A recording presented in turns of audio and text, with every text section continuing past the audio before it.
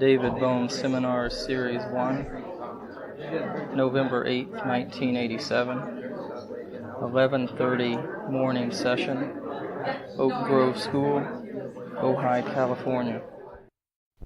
Well, I begin, if anybody wants to raise any questions on this notion of values, then... Besides the point we got where there seems to be false values or real values, do you think we're beginning to see maybe there's something more important than even values or values? Well, perhaps there is something more important because, you see, I think we have to ask, what is it that determines value? You see, you always think of the value of something. So that which is valued must be more important than the value, right? Is that clear what I mean? Yes. But what is it? But also, we're beginning to question determination. What prejudiced determination must bring about false values? Yes, that's the question we're raising. What brings about false values? You see, right? I hope that we're going to get into that very shortly. But before that, maybe I'd like to see how people are thinking about this or considering it. If anybody wants to raise any other points. Value part of a basis for our ability to operate in time? Well, in any operation at all, it depends on value, right? Value is inseparable from meaning, right? You can't, meaning determines everything. To change the meaning is to change the value, and that's to change your whole life, right? You see, if life means what it means to people today, then inevitably with those values, then we'll live that way, right? Going through a period when we lose all that meaning may be important for changing the meaning. Right? You see, it may not be possible to change the meaning without going through a period that you sense as meaningless, or valueless. But the fear of that may block us. Our values change over the years. When we're young, we're maybe more concerned with having fun is of high value to us. As we get older, security and money become. Yes, values change. The priority of our values. Yes, they're always changing, right? And also according to the place we live and so on, the context, the people that surround us. We tend to adopt the values of the society we're in or the group we're in. What would you consider love and compassion? What value has it?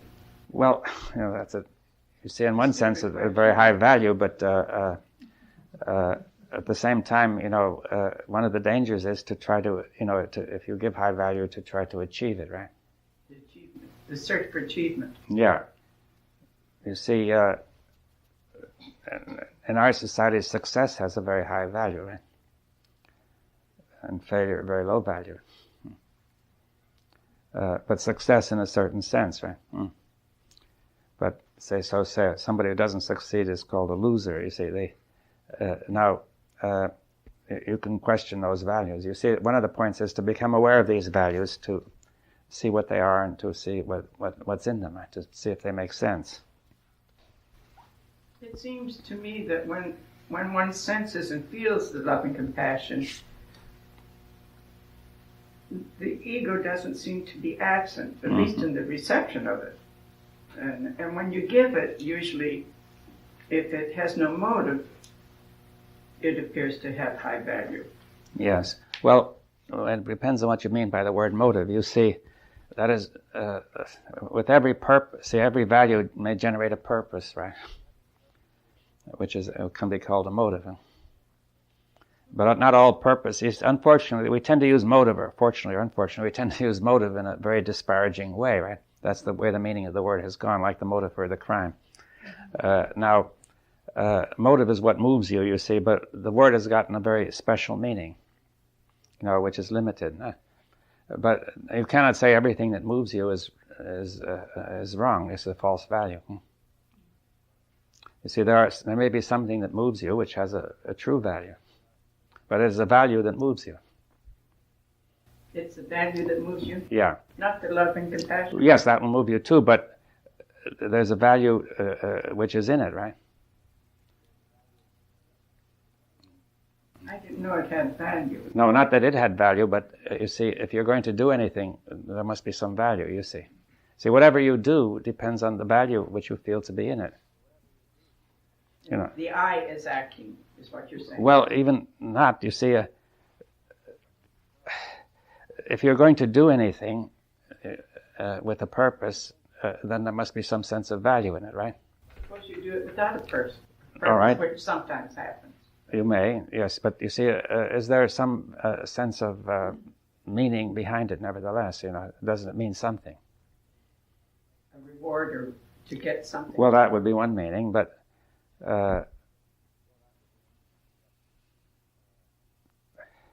value always a mental process? well, not necessarily. So you're trying to get to the sense if you have a true value. You see, for example, truth may be considered to be a true value, right? Now, it's not a motive.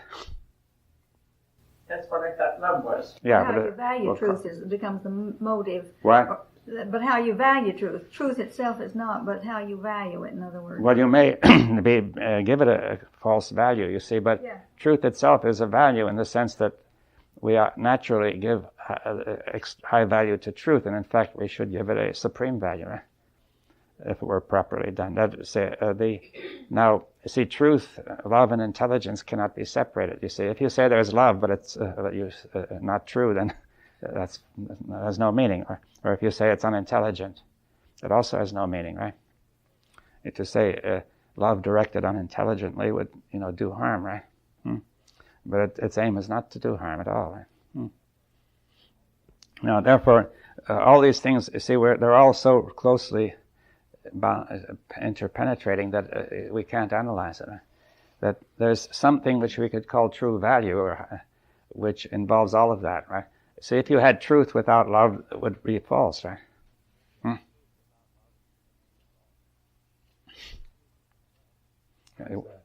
Well, try to work it out. I mean,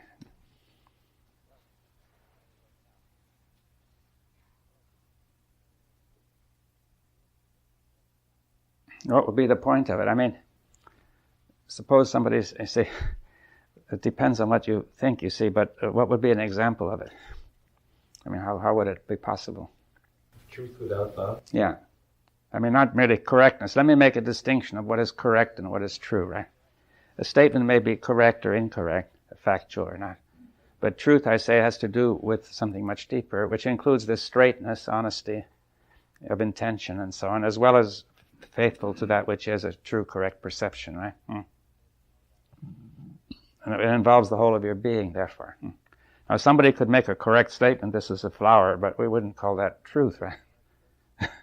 In this way. And in fact, part of his deception might be to use that correct statement in the interest of a wider deception, right? Saying that I happen to use this correct statement as part of the process in which I want to deceive you, right? So, therefore, truth is not the same as correctness. Now, if we take truth in that sense, could you say that there would be somebody who would be full of love and yet not straight? We have one in television right now. Well, I mean, but you being into question, is it love, right? So we're making a distinction between, like when you say what's truth without love, it's like saying water boils at 212 degrees. Yeah. But that is not the kind of truth. Yeah, that's correct. I call that a correct statement. That's right? a correct statement. Okay, so that's nothing. Yeah, somebody who's out to deceive you could easily use that statement as part of his deception, right? So we're back into that mental construct when we're talking about truth. Well, truth is this question of being straight, honest, and faithful to that which is, right? And to have a true, correct perception, right? So it makes truth a very large thing. Yeah. And we say, first of all, love without truth is inconceivable. But correctness without love Is obviously possible. Now, and truth without love, we would say, what would be the moving force behind to have truth if there were no love, right? You're saying that they're probably the same thing. Yeah, well, at least just two ways of talking of one whole, right? Beauty also is in there, you see. And goodness, all those things, you see. That You see, they're all inseparable, right? There are words that cannot really be given a definite denotation. What? They point to They point, but they don't have a definite denotation, right? Saying this is it, right? So there's a vast amount of things that are called truth that are really have nothing like. Yeah, and in fact, you see, the misuse of the notion of truth is one of the basic parts of deception, right? And the notion of truth is one of those roots that I was asking about where it comes from. There seems to be an inherent notion that there's such a thing as truth in human. Yeah. Yes, and you see our society is now very cynical and doesn't want to believe that there is. You see that there is such thing as truth, love, honesty, faithfulness, or goodness, or all those things. In the past, people at least professed those things, although they were seldom realized. But now people don't even want to profess them, you see. Well, that looks fearsome. It may be the first step. It may be an important step. Right? Because to think I have truth and then I'm acting on it makes me very difficult to change. But to say there is no truth may not be true, but it might be closer because all the truths I was holding to. Yeah, but it's also false in another sense. You see that. If somebody is very cynical and says, he is implying that his cynicism is beyond cynicism, right? Do you see what I mean? Well, that his motives for being cynical are not themselves cynical, right? Are not subject to cynicism. That you cannot be cynical about his motive for being cynical, right? But in fact, it's very easy to be cynical about somebody's motive for being cynical. He has a motive which is just the same as those he's criticizing, right? You see, so therefore cynicism collapses because if cynic says everybody does everything for a motive, he's got his axe to grind. But then what axe is the cynic grinding, you see? You see, it's implied he too is subject to the same conclusion. I don't think anyone has mentioned the values that come right from the organism, the needs for warmth if you're cold. Oh yeah. Well, there are values, there are needs and so on, you see, which are there, right? Hunger and those will never touch. No, we're not concerned with them, but they cannot be supreme values. You see, if you put that as the supreme value, you're then going to get into the psychological domain. See, so if you put food as the supreme value, then you're going to interfere with your organism, right? And any of those things cannot be supreme values. They have to have limited value in the light of other values that are, greater. With the exception of survival. Or even survival, people cannot put as supreme value. They have often said, I'm not going to survive in the interest of something else, right? They don't always put it as supreme value. And then if you put it absolutely as supreme value above truth and so on, there would be no meaning to surviving, right? So this truth is not really a concrete thing. It's sort of a nebulous, because the concrete is the absolute value is blood or food or air. Well, to the organism that may be so, but we're saying that we've moved beyond this organismic into this realm of, what Christ said, there's no greater love of any man than lay down his life for a friend. So he was saying that there obviously is greater value than life and as love. And love it seems to move into a whole different realm when we talk about love and compassion and truth, of which we seem to have the body on one hand and thought on the other, and someplace else is this other stuff that may really be what we're heading towards. Yes. There are some values we're pointing toward which are of that nature, right? Going beyond even the physical needs and beyond the need for continuing life and so on. Now, although when we think of the whole of humanity, of the whole human race and so on, you could raise the question, if the human race doesn't survive, what is the value of all the rest of it? You see, that's a very deep and difficult question. Right? That therefore it becomes very, very urgent to somehow get at this question of survival of the race, right? Though it may be that other races would come along, you could take a bigger view if you like and say nature is probably experimenting with different kinds of creatures. There was a program once showing somebody, the dinosaurs were extinguished about 75 million years ago for some reason that isn't very clear. And So they found the skeleton of a dinosaur that was about the human size and had a rather large head, and it had 3 opposable claws. And they thought this could be the beginning of an intelligent creature, right, by further evolution. So they showed how it might have evolved gradually, bit by bit, and began to look more and more like a human being. But it was still a reptile. See, so the point is that this possibility was lost by some accident. Coming from outside, But the human race may be lost as a possibility because of some internal accident, right? Going on with thought. But then people could speculate maybe in another X million years something else will turn up, or else on another planet or somewhere, you see. But on the other hand, at least as far as we are concerned, you see that really doesn't help us. You see that if we hope to participate in this process, then we have got to deal with it, right? Otherwise, we won't.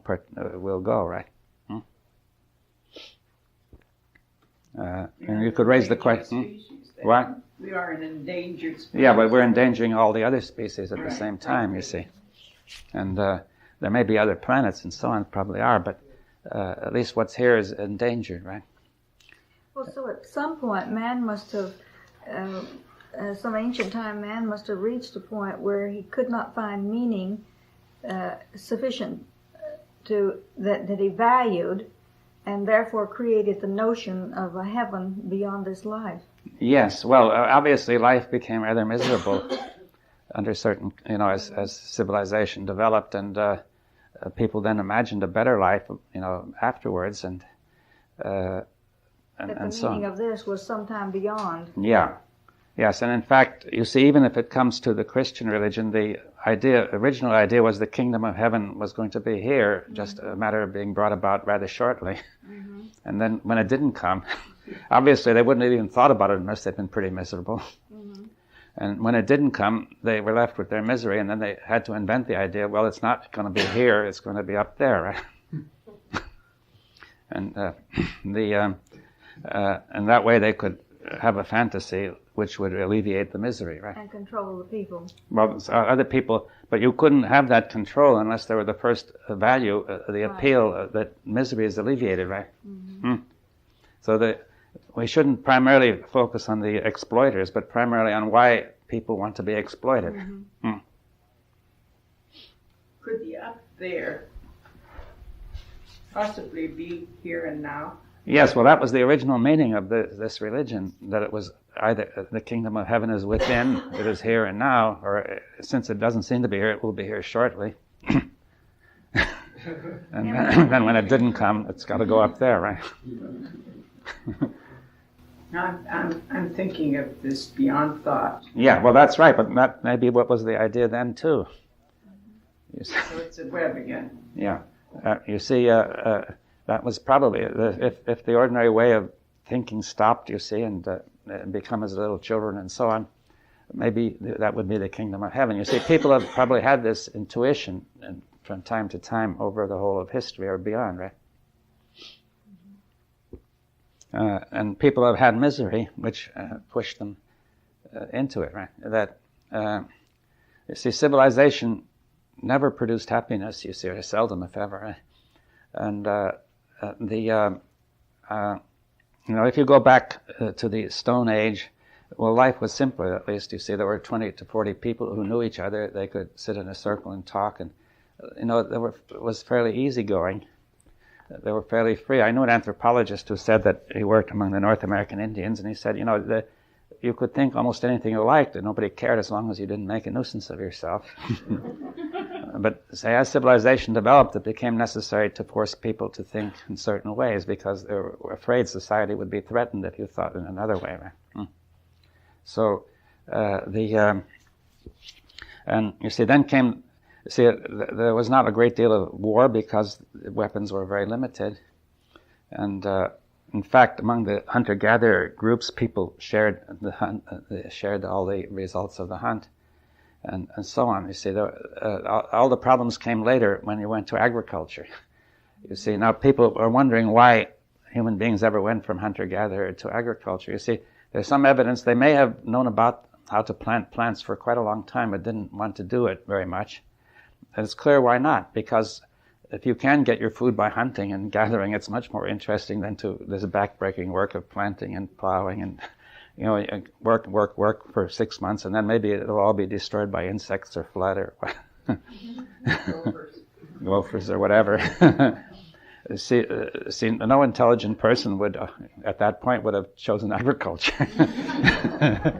But then they say there perhaps was a food shortage, and they said, well, unfortunately, we've got to plant plants, right? But then they got so much food that the population went up, and it got so high that it was no longer possible to live by hunting and gathering. Therefore, we are stuck with it, right? We have to go on with our agriculture, make it bigger and bigger. We've got to develop more and more technology, and so on, right? And you see, probably people used to get enough for their needs with 10 or 20 hours, 15 hours a week of work or hunting or whatever, but now that became necessary for much more, right? You see, and in fact, we still are not down to where it was then, you see, with all our machinery. And and at the same time, weapons were developed. Once metals were developed, you see, weapons became dangerous. See, wars were perhaps a kind of sport until then. And then they became really dangerous and destructive, and and also you could then take slaves, and it was pointed out, as I said, by V. Gordon Shaw, that after that the development of technology almost stopped, because it was much easier to get wealth by plundering and taking slaves, you see. And then the only thing that was developed over several thousand years was iron, obviously, because it made better weapons, right?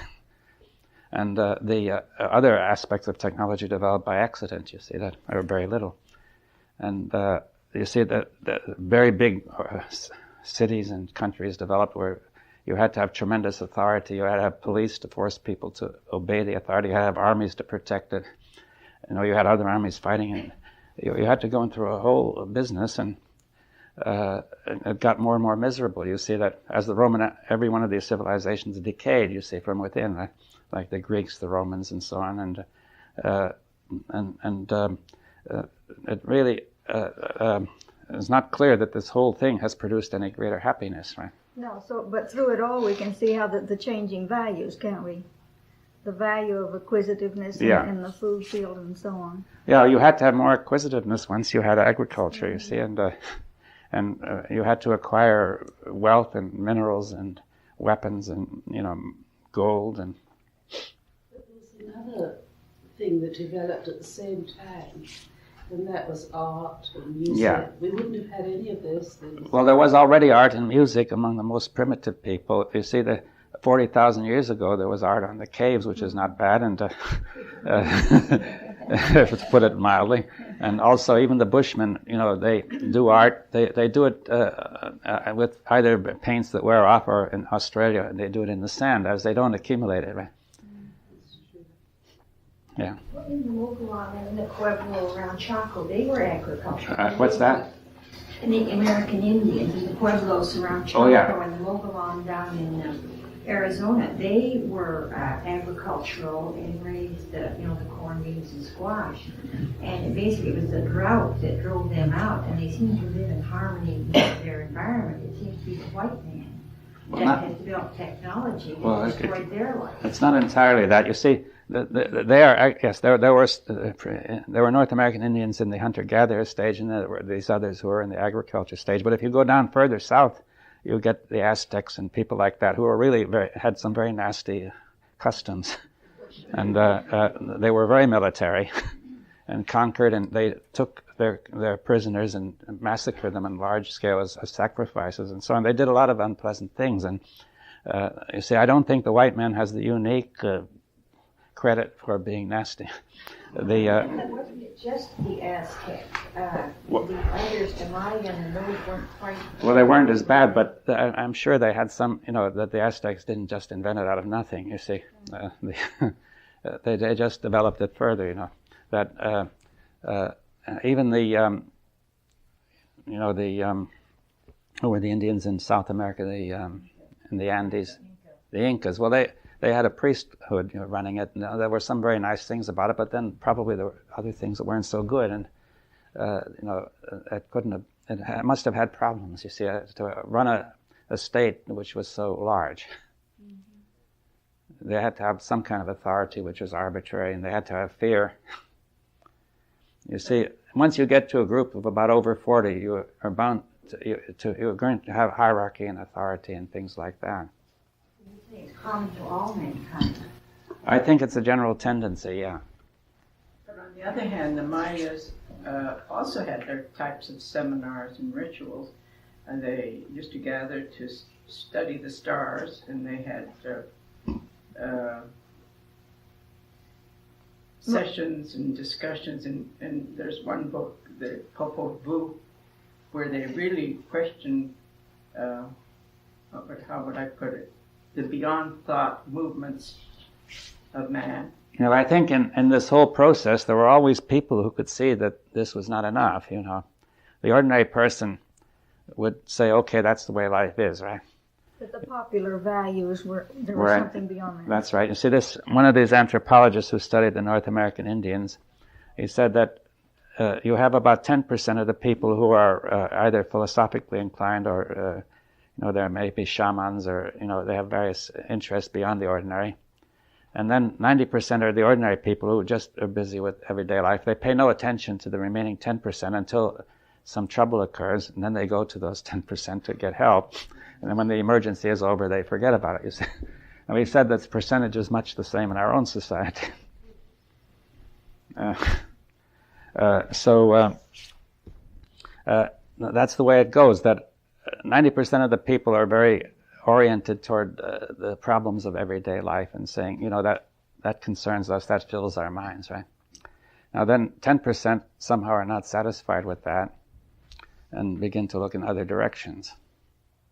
Can the people destroy the earth? And therefore, if you took a big view, even though we do exist, would you say was there a reason for man, considering the wrong turn he took right from the beginning and this rather sordid summing up of the long line? Was it a good thing that man came along? I can't say at the moment. You see, I hope that it's not the end, you see. You talked about 1,000 years. Yeah, but I'm saying I hope something is going to happen to change all this, you see. But we have to point out the danger, but we also have to point out the potential, right? You see, I think we should move gradually toward that direction. You see, that in spite of all that has gone wrong, there is a tremendous potential in humankind, right? That's sort of where we are. We can learn how through history we've come to this point, but I don't think we can learn how through history to get out of it. Yeah. Because not only are we faced with the ultimate danger of our weapons, but we're also faced with the ultimate possibility of not having to slave anybody because of a technology, right? This balancing point.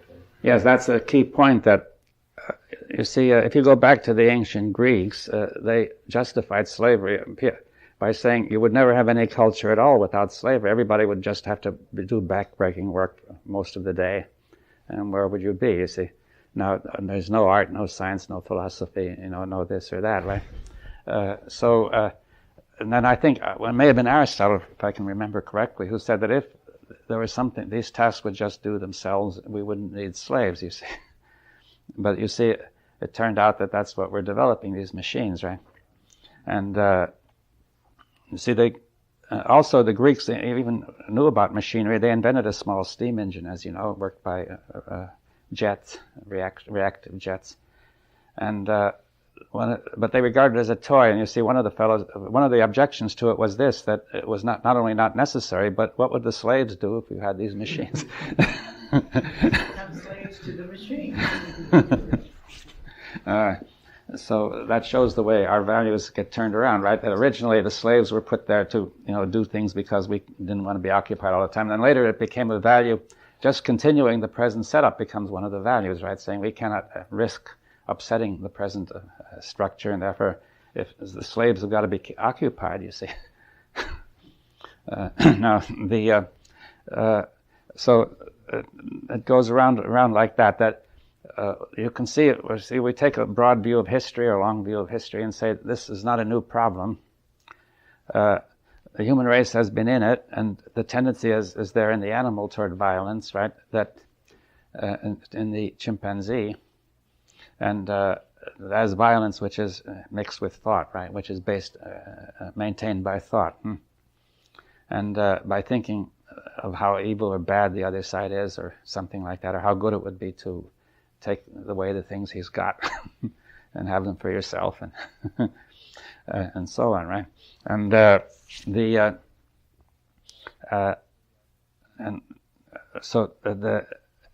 it seems that there is something in this, in our whole evolution, that has this potential for destructiveness and violence and deception in it, right? There are other intelligent creatures on the earth besides the one on our own line, and for example, there are the dolphins and whales who are not, they don't have the opposable thumb and finger, and therefore they could not develop tools, but they seem to be quite intelligent otherwise.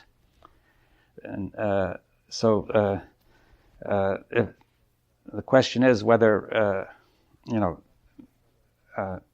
intelligence may not even require that we have this hand that does things, right? But we have developed it through that, right? That has gone into technology and so on. Now, and a lot of our values are connected with that line of development. Now, let's suppose we begin to look at another question. Well, I don't know if there's time now. It's 12:05. It's yeah. I wanted to raise the question about values again. You see, what sustains them? You see, the false values, right? You were saying at the beginning that what we value is not the value itself, but what is valued. Yes, but we also value the values. That is not the important element. The value itself is something underlying it. Yeah, well, that really is the usual case, isn't it? You may say you value money, but that's one of our big values in society today. But money is for what it can buy, right? But at a certain stage, money becomes a value in itself. When you have enough, it begins to give you a feeling, which is good, and then that makes you value money just for the sake of money, right? So then it's the feeling that you value. Yeah. You see, values are power, they're strength, right? A value liberates strength in you, it liberates energy, right? Now, the kind of energy that it liberates may itself be sensed as valuable, right? And also the lack of that energy is sensed as no value, right? Or a negative value, right? So therefore we begin to value our values, and that makes it hard to change the value. You see, suppose I begin valuing money because I need it, right? To buy food and so on. Gradually I get more and more money, and I get used to certain comforts, and I value it because I need those comforts, right?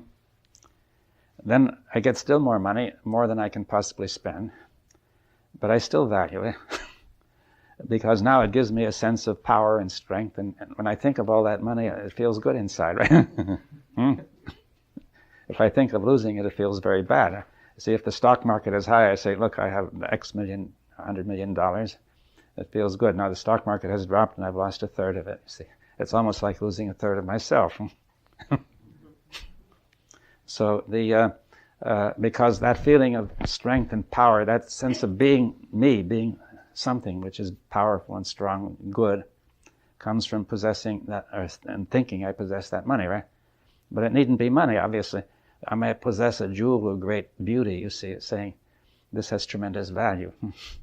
By contemplating that jewel, I get some special feeling, right? Or something else, you see, whatever it is, something of beauty, of power, of exceptional quality. I may say my ability to do certain things is what gives me a sense of value, whatever it be, whether it be sports or intellectual or whatever, right? And therefore, without that, I feel that I have no value. When you say I feel it's nothing, I feel there's nothing of value there, right? Because obviously something is there.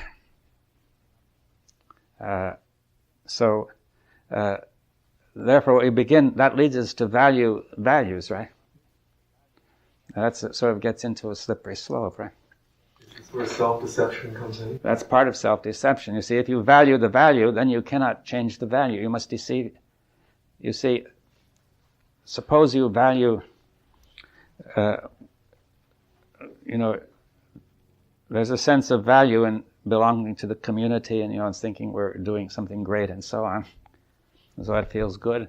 And then we value that value. Now suppose somebody comes along and says, this community is pretty corrupt and it's pretty silly what they're doing and so on. You lose something inside, right? Therefore you say, I can't admit that. You must be mistaken. I deny what you say and I affirm the opposite. I get back, apparently, my sense of being, right? When you do lose a value, you actually feel inside that something's gone. I mean, you have a relationship with someone that you value, and when that relationship breaks down, you have a great empty, worthless... I mean, oftentimes a person feels quite worthless after something. Yeah, but worth is value, right? Yeah, so you have lost your value, right? You actually feel like you're worthless. That's right. So you feel, but value is power. Therefore, you feel something really power, energy, value. Being has gone out of you, right? Right. Actual being. And you see, the word worship has the root worthy. It means to give supreme value, right? To worship God is to have God as supreme value. Then you feel you've got something in you, right? You see. If you have such a supreme value, you see, whatever you worship has supreme value. It is said that many people worship money, right? That means they give it supreme value, right? Some people worship power, therefore they have to give that supreme value. The power outside creates that sense of strength and power inside, and therefore I feel I am something, right? I have being, right? So you are your values. I am my values. That's right, and therefore my value is my being. Is another way of putting it, right? Say also that in some way the values make up the mud. The what? The mud that you were describing. If they're false values, they're going to make up mud, right? If they're true values, they're going to help. You see, but so if my values affect how I see, right? We've just seen that. If I value, my country and my society, and I feel good inside, then if somebody comes along and wants to expose it, I feel bad inside. Therefore, I don't want to accept the exposure, right? So that's the mud. I feel that this session and the seminar has very deep value. And I feel also that there's love and compassion here. And I feel also that it's like a family where I can have open inquiry. Now tear that apart. What's wrong there? I didn't say anything is wrong. No, I'm glad that you feel that way, and that. One of the things that could be wrong is if that became so valuable that we stopped being able to move. Yes, there may be still some false things here. You see, we've got to look at, right? And also looking at an outside source to solve the problem, if there is one. What? I said also looking for an outside source to comment and solve the problem. She said, now tear that apart. Oh. As if you're the one to tear it apart. Well, I thought you'd come up with some assumption from physics to No. You see, I'm saying that we are really looking at false values for the time being, and not for the sake of that, but rather because the true values might emerge, right?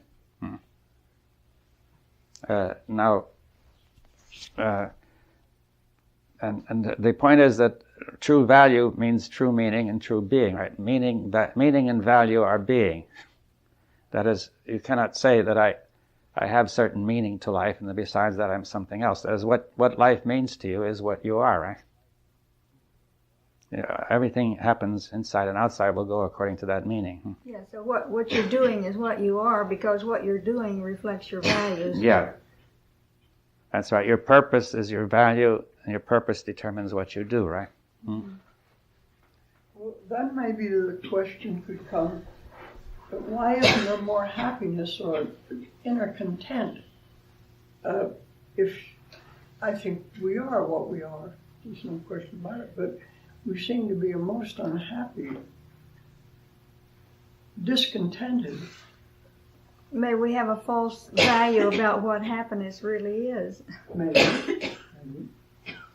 An untrue meaning which we place value on. Like we have accumulation as a value, but maybe the real value is something else that accumulation is in contradiction with. And yet we've given value to accumulation, having lots of things. And that actually isn't true. Mm-hmm. And therefore the real value, quote, real value, is being smothered, and therefore that is what unhappiness is. I mean, if you could have a whole society, I mean, what's war but giving value to something that creates nothing but misery?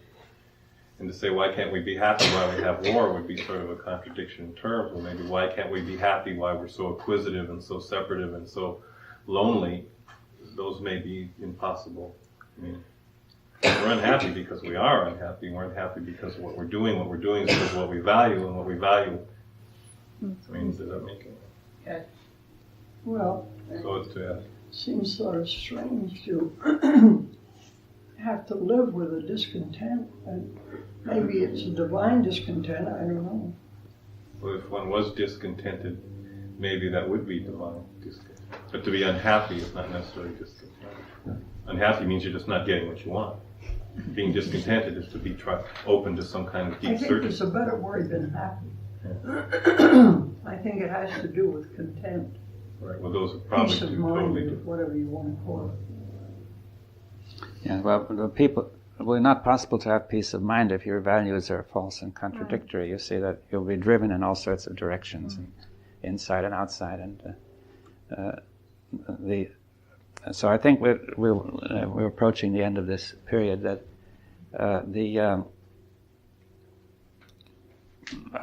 what I suggest is that we can go a bit further into this, how these false values are sustained, especially two things I want to discuss in the afternoon: value judgments and the ego.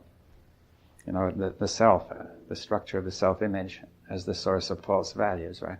Or as the repository of them, or whatever.